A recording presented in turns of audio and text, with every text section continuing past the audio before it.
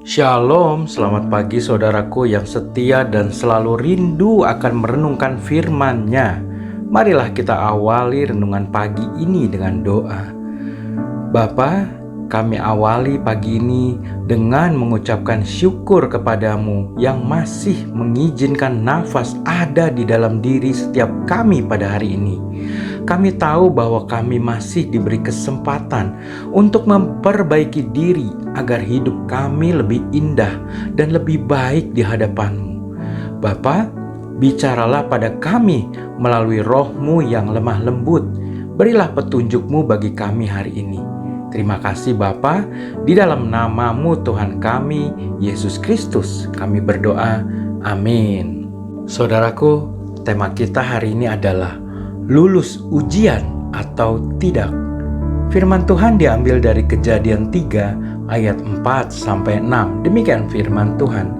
Tetapi ular itu berkata kepada perempuan itu, "Sekali-kali kamu tidak akan mati, tetapi Allah mengetahui bahwa pada waktu kamu memakannya, matamu akan terbuka dan kamu akan menjadi seperti Allah, tahu tentang yang baik dan yang jahat." Perempuan itu melihat bahwa pohon buah itu baik untuk dimakan dan sedap kelihatannya. Lagi pula, pohon itu menarik hati karena memberi pengertian.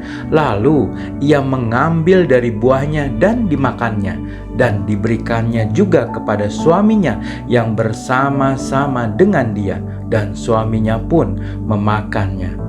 Saudaraku, coyote adalah serigala padang rumput di Amerika yang tidak akan menolak santapan daging domba yang nikmat. Coyote pun menjadi musuh utama dari para peternak domba di Amerika.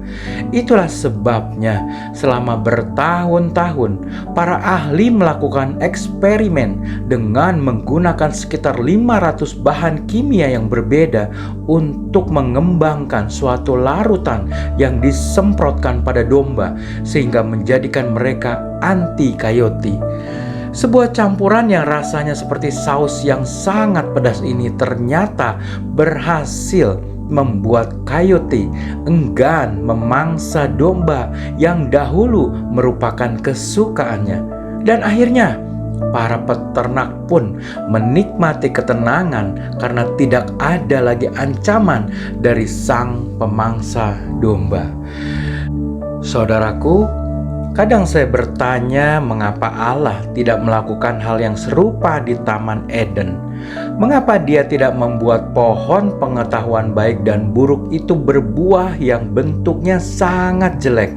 Mengapa Allah tidak membuat buah dari pohon itu berbau busuk? Mengapa Dia tidak mengelilingi pohon itu dengan pagar berantai dan kawat duri di atasnya? Bahkan, mengapa Allah menciptakan pohon itu? Saya yakin sebagian jawabannya adalah bahwa godaan untuk melakukan yang jahat telah membawa Adam dan Hawa berhadapan dengan pertanyaan moral yang paling mendasar, yaitu apakah mereka akan menunjukkan kepercayaan penuh kepada Sang Pencipta dan dengan kerelaan hati mentaati perintahnya, bukan karena paksaan. Saudaraku, kita menghadapi ujian yang serupa setiap hari. Dan apakah yang akan kita perbuat? Apakah kita akan gagal dalam ujian itu? Atau apakah kita akan lulus dalam ujian kehidupan? Jawabannya ada di tangan saudaraku. Karena kita percaya setiap ujian akan menguatkan kita, akan membuat kita tekun, dan tentu saja akan membuat kita menjadi lebih baik.